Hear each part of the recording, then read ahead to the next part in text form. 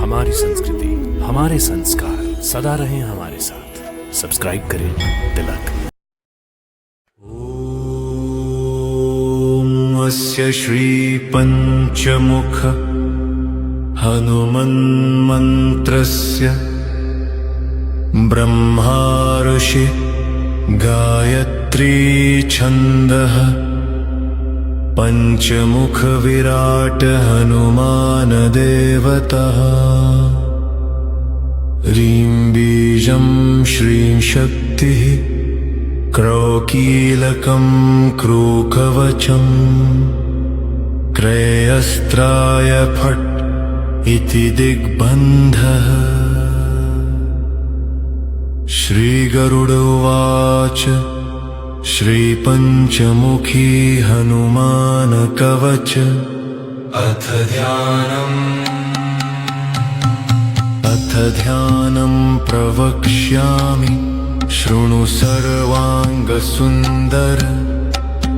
यत्कृतं देवदेवेन ध्यानं हनुमत प्रियम्। पञ्चवक्त्रं महाभीमं त्रिपञ्चनयनैर्युतं बाहुभिर्दशभिर्युक्तं सर्वकामार्थसिद्धिदम्।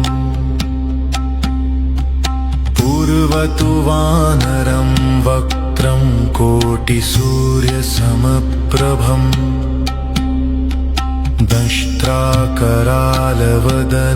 भ्रुकुटीकुटिलेक्षणम्। अस्यैव दक्षिणं वक्त्रं नरसिंहं महाद्भुतम् अत्युग्रतेजो वपुषं भीषणं भयनाशनम्। पश्चिमं गारुडं वक्त्रं वक्रतुण्डं महाबलम् सर्वनागप्रशमनं विषभूतादिकृन्तनम्। उत्तरं सौकरं वक्त्रं कृष्णं दीप्तं नभोपमम् पातालसिंहवेतालज्वररोगादिकृन्तनम्। ऊर्ध्वं हयाननं घोरं दानवान्तकरं परम्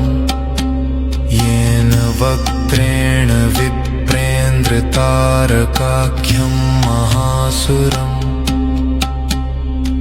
जघान शरणं तस्यात् सर्वशत्रुहरं परम्। ध्यात्वा पञ्चमुखं रुद्रं हनुमन्तं दयानिधिम्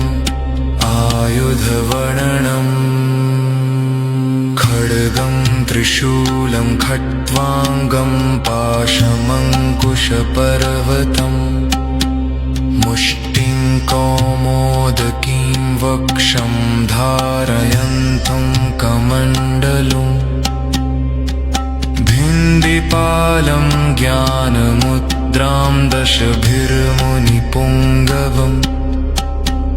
एतान्यायुधजालानि धारयन्तं भजाम्यहम्। प्रेतासनोपविष्टं तं सर्वाभरणभूषितम् दिव्यमाल्याम्बरधरं दिव्यगन्धानुलेपनम्। सर्वाश्चर्यमयं देवं हनुमद्विष्टुतोमुखम् पञ्चास्यमच्युतमनेकविचित्रवर्णगक्त्रम्। शशाङ्कशिखरं कपिराजवर्यम् पीताम्बरादिमुकुटैरूपशोभिताङ्गम्। पिङ्गाक्षमाद्यमनिशं मनसा स्मरामि। स्तुति मर्कटेशं महोत्राहं सर्वशत्रुनाशनम् शत्रुहरं परम् शत्रुं संहर मां रक्ष श्रीमन्नपदमुद्धर रहस्यमन्तर् ॐ हरिमर्कटमर्केत मन्त्रमिदं परिलिप्यति लिख्यति वामतले यदि नश्यति शत्रुकुलम् यदि मुञ्चति वामलता फलश्रुति इदं कवचं पठित्वा तु महाकवचं पठेन्नरः एकवारं जपेत् स्तोत्रं सर्वशत्रुनिवारणम् द्विवारं तु पठेन्नित्यं पुत्रपौत्रप्रवर्धनम् त्रिवारं च पठेन्नित्यं सर्वसम्पत्करं शुभम् चतुर्वारं पठेन्नित्यं सर्वरोगनिवारणम् पञ्चवारं पठेन्नित्यं सर्वलोकवशङ्करम् षड्वारं च पठेन्नित्यं सर्वदेववशङ्करम् सप्तवारं पठेन्नित्यं सर्वसौभाग्यदायकम् दशवारं पठेन्नित्यमष्टकामार्थसिद्धिदम् नववारं पठेन्नित्यं राजितोगमवाप्नुयात् दशवारं पठेन्नित्यं देवोत्त्यज्ञानदर्शनम् यत्तावत्तिं पठेन्नित्यं सर्वसिद्धिर्भवत्येवम् निर्बलोरोभयुक्तश्च महाव्याख्यातुटीरिकः कवचस्मरणीलेव महातलमवाप्नुयात्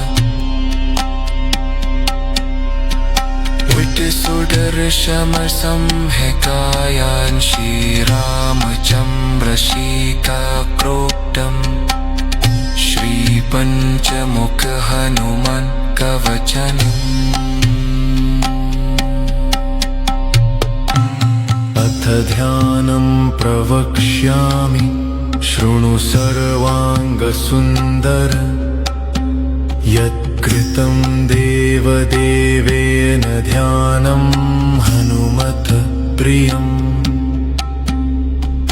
पञ्चवक्त्रं महाभीमं त्रिपञ्चनयनैर्युतं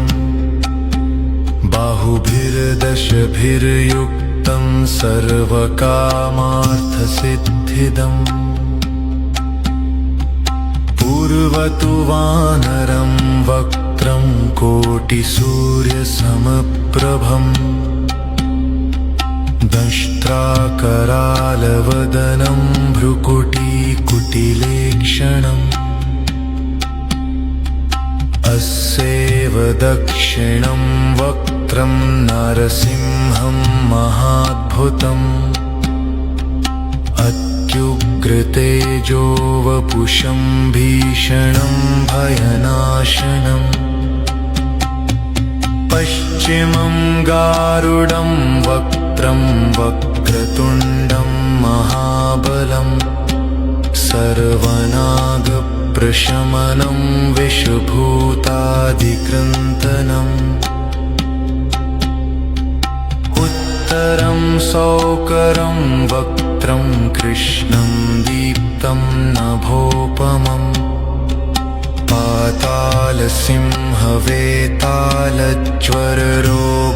पातालसिंहवेतालज्वररोगादिकृन्तनम् ऊर्ध्वं हयाननं घोरं दानवान्तकरं परम् येन वक्त्रेण विप्रेन्द्र शैलेन्द्रतारकाख्यं महासुरम् जघान शरणं तस्यात् सर्वशत्रुहरं परम् ध्यात्वा पञ्चमुखं रुद्रं हनुमन्तं दयानिधिम् आयुधवर्णनम् खड्गं त्रिशूलं खट्वाङ्गं पाशमङ्कुशपर्वतम् मुष्टिं कौमोदकीं वक्षं धारयन्तं कमण्डलुम् भिन्दिपालं ज्ञानमुद्रां दशभिर्मुनिपुङ्गवम् एतान्यायुधजालानि धारयन्तं भजाम्यहम् प्रेतासनोपविष्टं तं सर्वाभरणभूषितम् दिव्यमाल्याम्बरधरं दिव्यगन्धानुलेपनम् सर्वाश्चर्यमयं देवं हनुमद्विष्टुतोमुखम्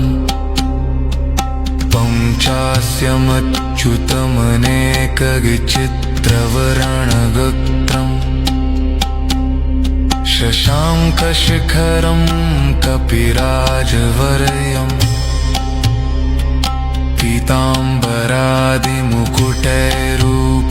पीताम्बरादिमुकुटैरूपशोभिताङ्गम् पिङ्गाक्षमाद्यमनिशं मनसा स्मरामि स्तुति मर्कटेशं महोत्राहं सर्वशत्रुहरं परम् शत्रुं संहर मां रक्ष श्रीमन्नपदमुत्थर रहस्यमन्तर् ॐ हरिमर्कटमर्केत मन्त्रमिदं परिलिप्यति लिख्यति वामतले यदि नश्यति नश्यति शत्रुकुलम् यदि मुञ्चति मुञ्चति वामलता फलश्रुति इदं कवचं पठित्वा तु महाकवचं पठेन्नरः एकवारं जपेत् स्तोत्रं सर्वशत्रुनिवारणम् द्विवारं तु पठेन्नित्यं पुत्रपौत्रप्रवर्धनम् त्रिवारं च पठेन्नित्यं सर्वसम्पत्करं शुभम् चतुर्वारं पठेन्नित्यं सर्वरोगनिवारणम् पञ्चवारं पठेन्नित्यं सर्वलोकवशङ्करम् षड्वारं च पठेन्नित्यं सर्वदेववशङ्करम् सप्तवारं पठेन्नित्यं सर्वसौभाग्यदायकम् दशवारं पठेन्नित्यमष्टकामार्थसिद्धिदम् नववारं पठेन्नित्यं राजितोगमवाप्नुयात् दशवारं पठेन्नित्यं देवोक्त्यज्ञानदर्शनम् यद्दावित्तिं पठेन्नित्यं सर्वसिद्धिर्भवत्येवम् निर्बलो रोगयुक्तश्च महाव्याख्यातुटीरिकः कवचस्मरणीलेव महातलमवाप्नुयात्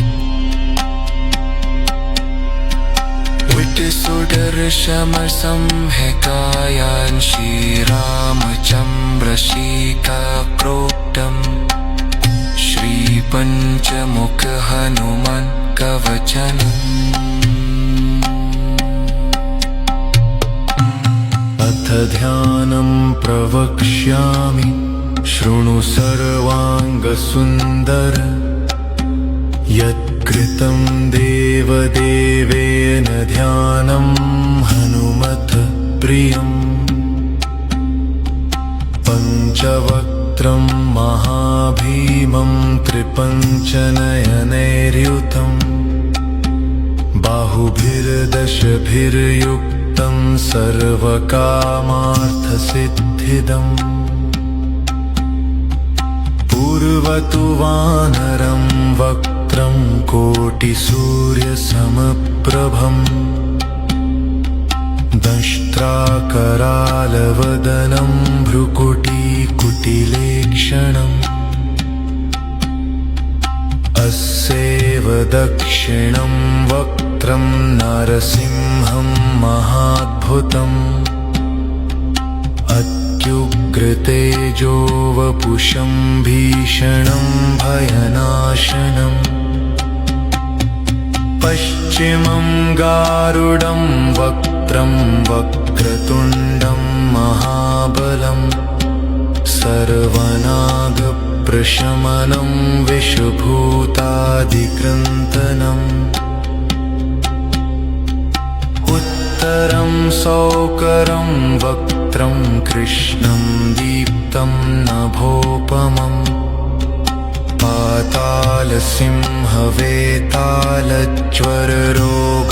पातालसिंहवेतालज्वररोगादिकृन्तनम् ऊर्ध्वं हयाननं घोरं दानवान्तकरं परम् येन वक्त्रेण विप्रेन्द्रतारकाख्यं महासुरम् जघान शरणं तस्यात् सर्वशत्रुहरं परम् ध्यात्वा पञ्चमुखं रुद्रं हनुमन्तं दयानिधिम् आयुधवर्णनम् खड्गं त्रिशूलं खट्वाङ्गं पाशमङ्कुशपर्वतम् मुष्टिं कौमोदकीं वक्षं धारयन्तं कमण्डलुम्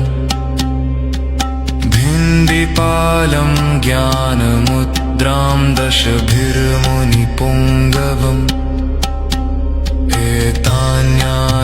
एतान्यायुधजालानि धारयन्तं भजाम्यहम् प्रेतासनोपविष्टं तं सर्वाभरणभूषितं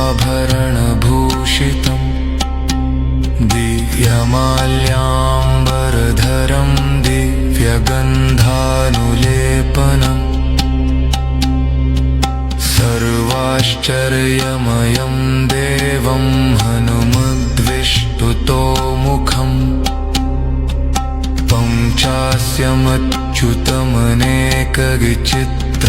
पञ्चास्यमच्युतमनेकविचित्रवर्णगक्त्रम्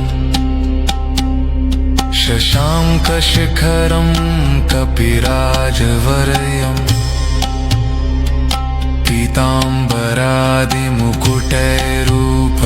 पीताम्बरादिमुकुटैरूपशोभिताङ्गम् पिङ्गाक्षमाद्यमनिशं मनसा स्मरामि सुति मर्कटेशं महोत्राहं सर्वशत्रुहरं परम् शत्रुं संहर मां रक्ष श्रीमन्नपदमुत्थर रहस्यमन्तर् ॐ हरिमर्कटमर्केत मन्त्रमिदं परिलिप्यति लिख्यति वामतले यदि नश्यति नश्यति शत्रुकुलम् यदि मुञ्चति मुञ्चति वामलता फलश्रुति इदं कवचं पठित्वा तु महाकवचं पठेन्नरः एकवारं जपेत् स्तोत्रं सर्वशत्रुनिवारणम् द्विवारं तु पठेन्नित्यं पुत्रपौत्रप्रवर्धनम् त्रिवारं च पठेन्नित्यं सर्वसम्पत्करं शुभम् चतुर्वारं पठेन्नित्यं सर्वरोगनिवारणम् पञ्चवारं पठेन्नित्यं सर्वलोकवशङ्करम् षड्वारं च पठेन्नित्यं सर्वदेववशङ्करम् सप्तवारं पठेन्नित्यं सर्वसौभाग्यदायकम् दशवारं पठेन्नित्यमष्टकामार्थसिद्धिदम् नववारं पठेन्नित्यं राजितोगमवाप्नुयात् दशवारं पठेन्नित्यं देवोक्त्यज्ञानदर्शनम् यत्तावित्तिं पठेन्नित्यं सर्वसिद्धिर्भवत्येवम् निर्बलोरोभयुक्तश्च महाव्याख्यातुटीरिकः कवचस्मरणीलेव महातलमवाप्नुयात्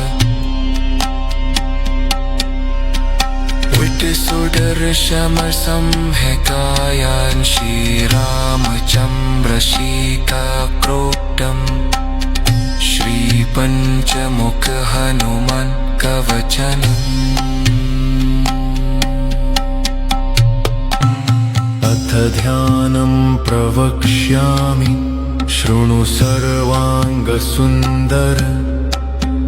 यत्कृतं देवदेवेन ध्यानं हनुमत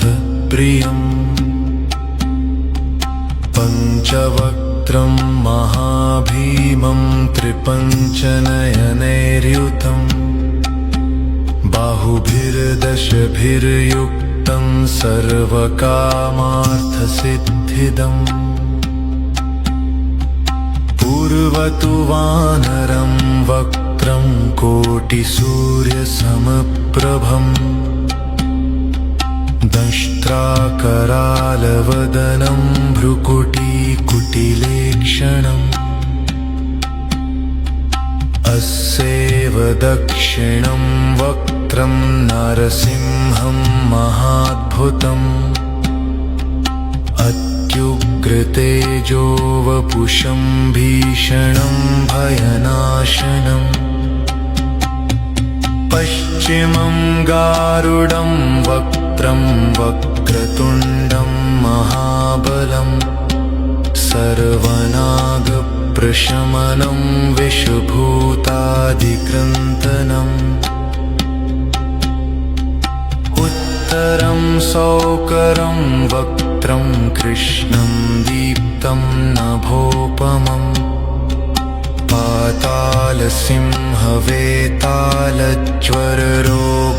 पातालसिंहवेतालज्वररोगादिकृन्तनम् ऊर्ध्वं हयाननं घोरं दानवान्तकरं परम् येन वक्त्रेण विप्रेन्द्रतारकाख्यं महासुरम् जघानशरणं तस्यात् सर्वशत्रुहरं परम्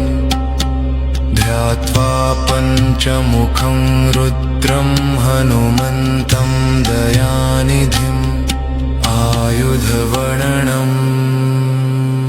खड्गं त्रिशूलं खट्वाङ्गं पाशमङ्कुशपर्वतम् मुष्टिं कौमोदकीं वक्षं धारयन्तं कमण्डलुम् भिन्दिपालं ज्ञानमुत् आर्द्रां दशभिर्मुनिपुङ्गवम् एतान्यायुधजालानि धारयन्तं भजाम्यहम् प्रेतासनोपविष्टं तं सर्वाभरणभूषितं दिव्यमाल्याम्बरधरं दिव्यगन्धानुलेपनम् सर्वाश्चर्यमयं देवं हनुमद्विष्टुतोमुखम् पञ्चास्यमच्युतमनेकविचित्रवर्णगत्रम्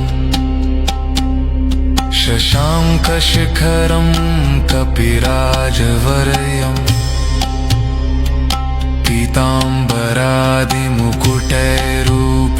पीताम्बरादिमुकुटैरूपशोभिताङ्गम्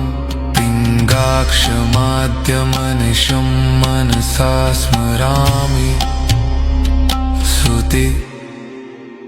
मर्कटेशं महोत्राहं सर्वशत्रुहरं परम् शत्रुं संहर मां रक्ष श्रीमन्नपदमुत्थर रहस्यमन्तर् ॐ हरिमर्कटमर्केत मन्त्रमिदं परिलिप्यति लिख्यति वामतले यदि नश्यति नश्यति शत्रुकुलम् यदि मुञ्चति मुञ्चति वामलता फलश्रुति इदं कवचं पठित्वा तु महाकवचं पठेन्नरः एकवारं जपेत् स्तोत्रं सर्वशत्रुनिवारणम् द्विवारं तु पठेन्नित्यं पुत्रपौत्रप्रवर्धनम् त्रिवारं च पठेन्नित्यं सर्वसम्पत्करं शुभम् चतुर्वारं पठेन्नित्यं सर्वरोगनिवारणम् पञ्चवारं पठेन्नित्यं सर्वलोकवशङ्करम्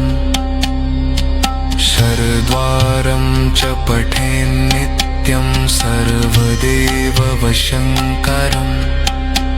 सप्तवारं पठेन्नित्यं सर्वसौभाग्यदायकम् दशवारं पठेन्नित्यमष्टकामार्थसिद्धिदम् नववारं पठेन्नित्यं राजितोगमवाप्नुयात् दशवारं पठेन्नित्यं देवोक्त्यज्ञानदर्शनम् यत्तावित्तिं पठेन्नित्यं सर्वसिद्धिर्भवत्येवम् निर्बलोरोभयुक्तश्च महाव्याख्यातुटीरिकः कवचस्मरणीलेव महातलमवाप्नुयात्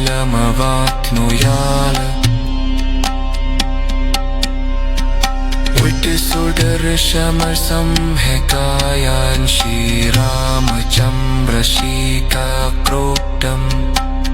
श्रीपञ्चमुख हनुमान् कवचनम् अथ ध्यानं प्रवक्ष्यामि शृणु सर्वाङ्गसुन्दर यत्कृतं देवदेवेन ध्यानं हनुमत प्रियम् पञ्चवक्त्रं महाभीमं त्रिपञ्चनयनैर्युतं बाहुभिर्दशभिर्युक्तं सर्वकामार्थसिद्धिदम् पूर्वतु वानरं वक्त्रं कोटि कोटिसूर्यसमप्रभम् दंष्ट्राकरालवदनं भ्रुकुटीकुटिलेक्षणम् अस्यैव दक्षिणं वक्त्रं नरसिंहं महाद्भुतम् अत्युग्रतेजो वपुषं भीषणं भयनाशनम् पश्चिमं गारुडं वक्त्रं वक्रतुण्डं महाबलं सर्वनागप्रशमनं विषभूतादिकृन्तनम् उत्तरं सौकरं वक्त्रं कृष्णं दीप्तं नभोपमम्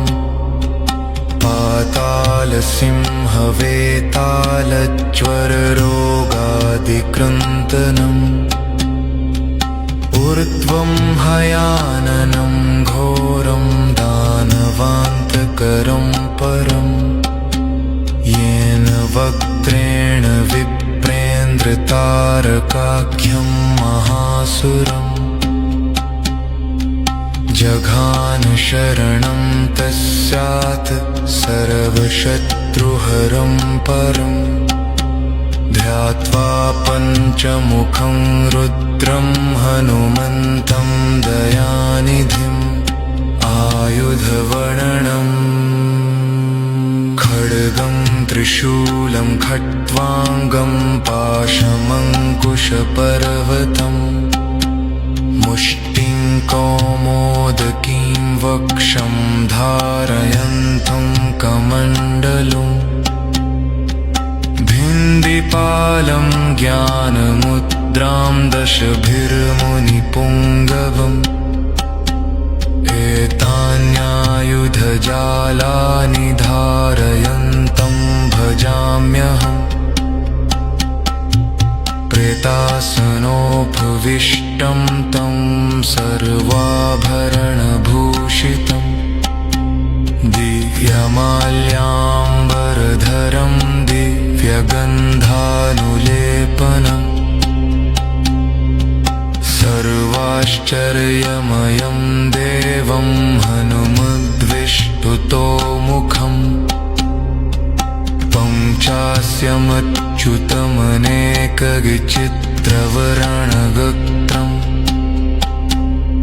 शशाङ्कशिखरं कपिराजवर्यम्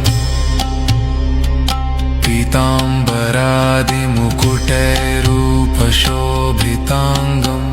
पिङ्गाक्षमाद्यमनिशं मनसा स्मरामि सुति मर्कटेशं महोत्राहं सर्वशत्रुहरं परम् शत्रुं संहर मां रक्ष श्रीमन्नपदमुत्थर रहस्यमन्तर् ॐ हरिमर्कटमर्केत मन्त्रमिदं परिलिप्यति लिख्यति वामतले यदि नश्यति नश्यति शत्रुकुलम् यदि मुञ्चति मुञ्चति वामलता फलश्रुति इदं कवचं पठित्वा तु महाकवचं पठेन्नरः एकवारं जपेत् स्तोत्रं सर्वशत्रुनिवारणम् द्विवारं तु पठेन्नित्यं पुत्रपौत्रप्रवर्धनम् त्रिवारं च पठेन्नित्यं सर्वसम्पत्करं शुभम् चतुर्वारं पठेन्नित्यं सर्वरोगनिवारणम् पञ्चवारं पठेन्नित्यं सर्वलोकवशङ्करम् षड्वारं च पठेन्नित्यं सर्वदेववशङ्करम् दशवारं पठेन्नित्यं सर्वसौभाग्यदायकम् दशवारं पठेन्नित्यमष्टकामार्थसिद्धिदम् नववारं पठेन्नित्यं राजितोगमवाप्नुयात् दशवारं पठेन्नित्यं देवोक्त्यज्ञानदर्शनम् यत्तावित्तिं पठेन्नित्यं सर्वसिद्धिर्भवत्येवम् निर्बलोरोभयुक्तश्च महाव्याख्यातुटीरिकः कवचस्मरणीलेव महातलमवाप्नुयात्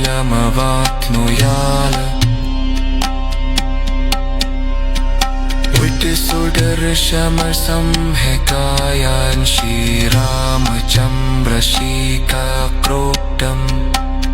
श्रीपञ्चमुख हनुमान् कवचम्